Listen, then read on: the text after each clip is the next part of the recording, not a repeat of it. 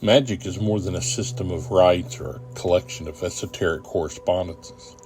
It's a way of being in the world, an animist posture, a recognition that consciousness is not confined within ourselves.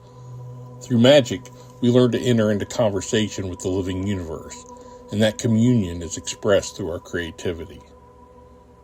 Storytelling is one of the oldest and most potent forms of magic.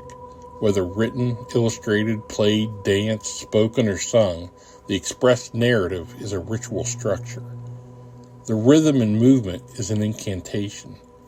When you express your creativity, you are shaping subtle forces, giving form to unseen currents and coaxing spirits of inspiration into the visible world.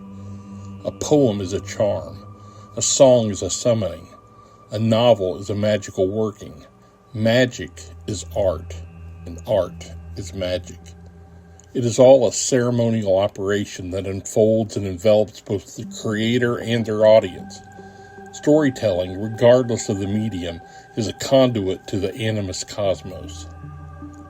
I picked up a book today and held it in my hands.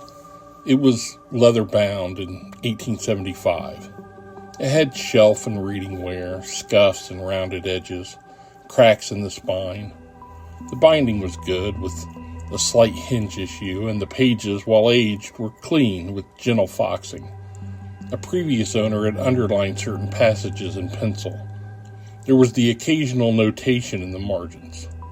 I thought of all the people involved in its creation, the author and his mentors, the printers and binders and booksellers, but also the tree that gave up its life for the boards and the paper, animals who provided the leather and the glue, and the ink most likely mixed with black walnut and egg white.